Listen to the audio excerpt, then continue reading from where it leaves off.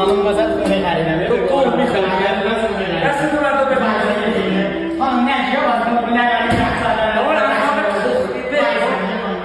ببینم تو رو خودت یه گل نزنی نگی فرمزن بیره که بود